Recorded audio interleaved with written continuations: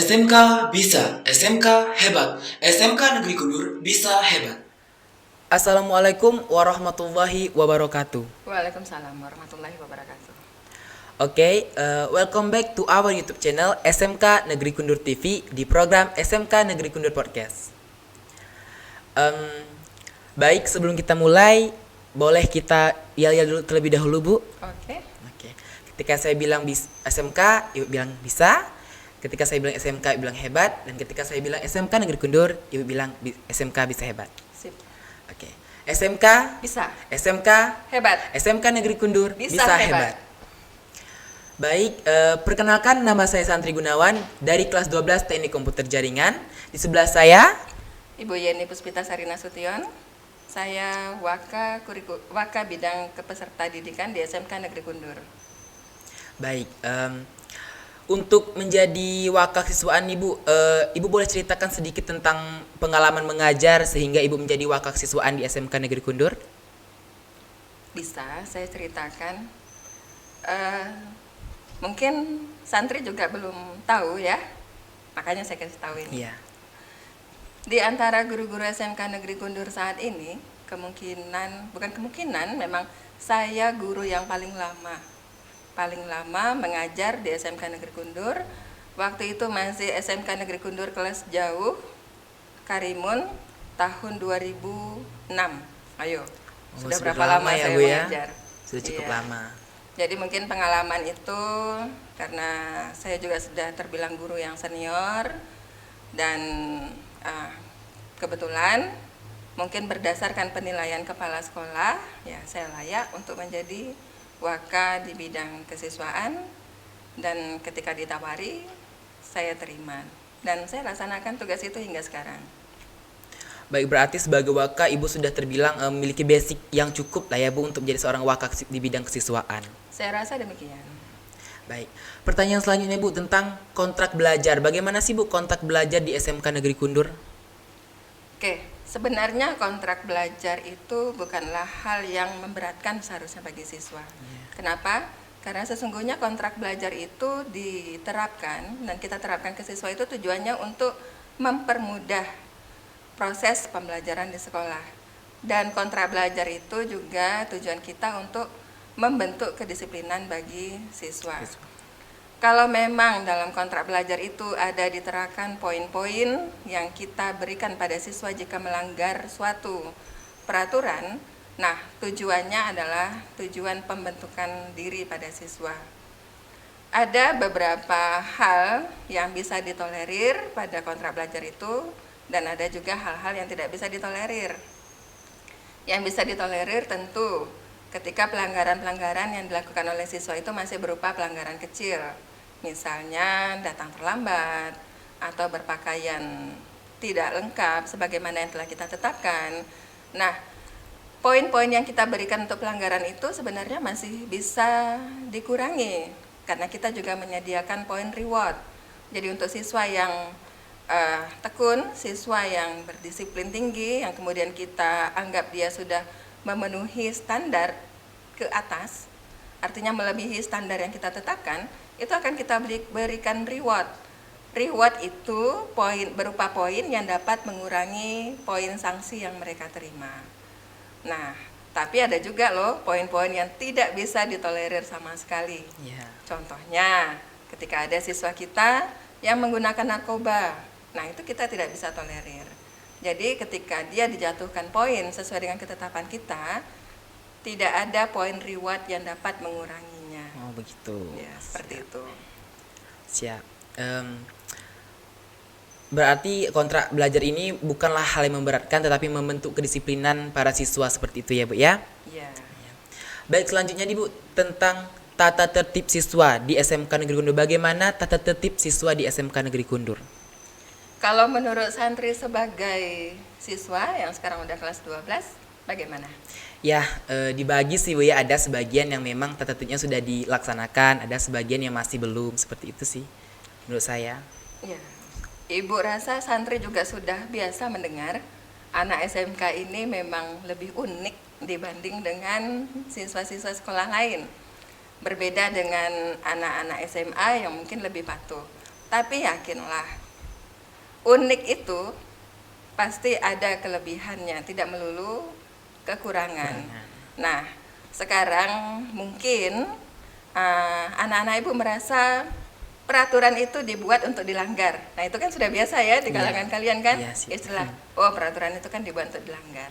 Untuk mengubah persepsi bahwa peraturan itu bukan untuk dilanggar tapi untuk dipatuhi, memang guru-guru SMK harus ekstra lebih fighting terhadap siswanya. Kenapa? Karena itu tadi, siswa SMK memang unik. Tapi yakin, saya dan guru-guru di SMK Negeri Kundur yakin di balik uniknya siswa SMK itu banyak hal-hal positif yang dapat kita bangun bersama. Jadi, kalau tata tertib pada satu sisi ada yang melanggar, yakinlah, sampai saat ini juga saya yakin banyak hal-hal positif lain juga yang dapat dibanggakan dan tumbuh. Jadi perlahan tata tertib itu kita terapkan sambil kita mengembang dan menumbuhkan hal-hal positif pada diri siswa kita. Baik, siap. Selanjutnya nih Bu, yang pastinya Ibu menangani organisasi ekskul di sekolah. Bisa tolong Ibu sebutkan Bu beberapa organisasi yang ada di SMK Negeri Kundur dan ekskul-ekskulnya. Oke, sebenarnya organisasi-organisasi itu tidak sepenuhnya saya yang mengembangkan, karena sebenarnya kita ada tim, dan tim-tim ini luar biasa menurut saya, terutama tahun-tahun belakangan ini. Tim-tim ini dikelola oleh orang-orang yang luar biasa. Contoh, ada organisasi OSIS yang santri juga bergabung di dalamnya. Kita punya pembina OSIS yang luar biasa, kreatif, inovatif, sehingga walaupun saya di Wakak Kesiswaan, sebenarnya mungkin porsi saya itu hanya 30 atau 40%, selebihnya pembina OSIS kita yang luar biasa ini. Memang kalau untuk beliau saya acungkan jempol. Kemudian ya tidak hanya beliau, masih banyak pembina-pembina ekstrakurikuler atau organisasi yang memang luar biasa, seperti di Rohis, yang semula kita Rohis sedikit vakum, tapi beberapa tahun, ya tepatnya setahun inilah, Rohis mulai menunjukkan taringnya, mulai aktif, dan aktifnya juga sangat membangun bagi siswa. Kemudian ada juga organisasi PMR sekolah kita yang dulu hampir tanpa kegiatan, tahun ini selalu dengan kegiatan luar biasa. Pembina PMR kita yang selalu mendukung peserta ekstrakurikulernya. Dan tak hanya itu, masih banyak lagi ekstrakurikuler yang susah juga mau saya sebutkan ya satu persatu. Tapi kegiatan itu mulai menggeliat di SMK Negeri Kundur. Ya mungkin tidak semua SMK ada, kita punya ekstrakurikuler reok yang dapat kita tampilkan nanti di beberapa kegiatan dan sangat membanggakan. Kemudian kalau dulu ketika pandemi, dan walaupun sekarang masih pandemi ya, itu kita punya ekskul robotik yang selama pandemi mungkin agak sepi kegiatannya, kurang. Tapi sekarang kita mulai bangkitkan lagi, mudah-mudahan nanti bisa mengikuti event-event lomba robotik di sekitar Kepri, terutama yang selalu dilakukan atau diselenggarakan oleh Politeknik Batam. Mudah-mudahan kita bisa meraih gelar juara di sana. Dan masih banyak lagi sebenarnya ekskul-ekskul SMK Negeri Kundur yang memang menunjukkan prestasinya. Bagaimana kalau santri, prestasi apa yang sudah ditorehkan untuk SMK Negeri Kundur? Terprestasi sih Bu, baru ikut lomba-lomba aja sih Bu di tingkat provinsi hari itu ikut monolog ya kan, FLS 2N. Itu baru itu, soalnya kan pandemi bukan kelas 10 dipotong langsung pandemi sampai kelas 12 tiba-tiba kan kaget. Ya, mudah-mudahan nanti seterusnya ekskul SMK Negeri Kundur dapat berjalan lancar lagi dan banyak siswa-siswa berprestasi yang bisa kita aktifkan lagi, kita tonjolkan supaya ya prestasi itu dapat membentuk diri siswa tersebut, membentuk wawasannya untuk lebih maju lagi. Boleh minum dulu Bu, bentar. Oh ya, mari diminum. Mari.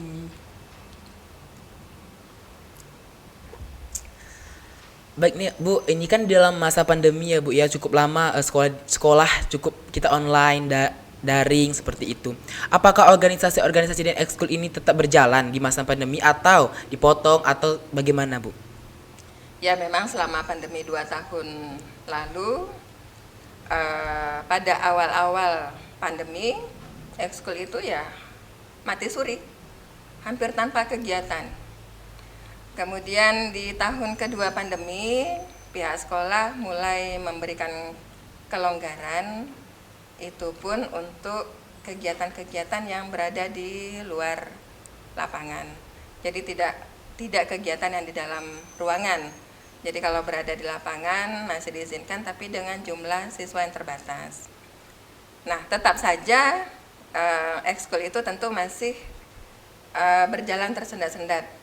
Ya mudah-mudahan di tahun 2022 ini ekskul dapat berjalan lancar, pandemi segera berlalu, santri Gunawan pun dapat lulus dengan nilai yang baik. Amin. Amin.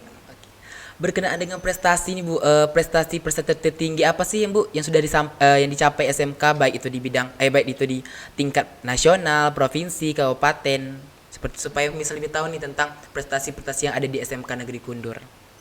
Kalau di bidang kabupaten, tingkat kabupaten ya, sepertinya banyak sekali sehingga susah juga mau disebutkan satu-satu. Contoh kita di bidang seni sudah beberapa kali juga kita meraih prestasi. Kemudian untuk LKS di kabupaten ya sangat sering ya, setiap pengadaan LKS itu kita selalu meraih juara, mungkin juara 1 atau 2 itu. Kemudian di tingkat provinsi pun kita LKS sudah banyak ya, beberapa kali kita meraih juara, baik pada bidang lomba elektronika aplikasi. Kemudian kalau untuk gambar bangunan itu ada di keramik dan ada di bricklaying, itu kita pernah juara, bahkan ke tingkat nasional kita sudah beberapa kali. Untuk elektronika kita sudah 3 kali ke tingkat nasional. Kemudian desain bangunan itu juga sudah pernah ke tingkat nasional, waktu itu di Lombok. Untuk agribisnis tanaman perkebunan, kalau nggak salah kita udah ke tingkat nasional 3 atau 4 kali. Bahkan pernah dari agribisnis tanaman perkebunan itu kita masuk 5 besar di tingkat nasional. Nah itu untuk yang ya berhubungan dengan akademik. Yang non akademik kemarin sebagaimana yang kita ketahui bersama, untuk lomba cipta lagu ya, salah satu anak kita Siti Hajar itu juga sampai ke tingkat nasional. Dan masih banyak lagi sebenarnya yang tidak bisa saya sebutkan satu persatu. Tapi ya dengan prestasi itu kita tetap berkarya, tetap termotivasi untuk menjadi lebih baik lagi. Ya, berarti bisa dibilang SMK Negeri Kundur ini tidak malulah untuk menunjukkan prestasi, karena cukup banyak juga prestasi. Kalau bisa disandingkan dengan sekolah-sekolah lain, SMK Negeri Kundur memiliki banyak juga prestasi ya Bu ya. SMK Negeri Kundur ini termasuk sekolah yang cukup membanggakan sebenarnya dengan prestasi-prestasi yang telah diraih oleh siswa-siswa kita. Ya. Baik Bu, selanjutnya masuk dalam proses belajar mengajar nih Bu. Di dalam masa pandemi seperti ini, apa sih pandang Ibu sebagai wakil kesiswaan, dalam pandangan Ibu tentang proses belajar mengajar di dalam masa pandemi seperti ini? Iya, proses belajar mengajar selama masa pandemi ini memang membuat kita merasa miris ya terhadap perkembangan pendidikan. Kenapa? Ketika kita sudah antusias untuk pembelajaran tatap muka, ternyata kemudian kita dihimbau untuk kembali melaksanakan pembelajaran daring. Tapi itu bukan berarti kemudian kita putus asa atau putus harapan terhadap pengembangan diri kita untuk bidang pendidikan. Nah, sebenarnya Ibu ingin menghimbau anak-anak Ibu, terutama siswa SMK Negeri Kundur. Ambillah hikmah dari adanya pandemi yang melanda negara kita ini. Dengan adanya pandemi, jangan sampai kita putus belajar. Belajar itu bisa dilaksanakan dimanapun, kapanpun, dan oleh siapapun. Jadi jangan kalah dengan orang yang mungkin lebih susah dari kita, lebih tua dari kita, tapi dia masih punya semangat belajar yang tinggi. Jadi Ananda semua, Ibu harapkan dengan adanya pandemi ini, mari kita tempa diri kita untuk lebih fokus lagi belajar menata masa depan Ananda supaya lebih baik lagi. Baik, intinya untuk seluruh siswa dan guru jangan pernah surut semangat untuk terus belajar dan mengajar karena kita Ya. bisa kalau kita bersama-sama. Seperti itu ya Bu ya. Ya, sip. Baik. Terima kasih Bu karena udah mau menjadi bintang tamu perdana kami di Paskibra kami. Kalau ada salah nih Bu, mohon maaf sebelumnya karena ini perdana ya kan. Untuk for you guys jangan lupa subscribe, like and share. Thanks for watching and have a good day everyone. Assalamualaikum warahmatullahi wabarakatuh. Waalaikumsalam warahmatullahi wabarakatuh. Oke.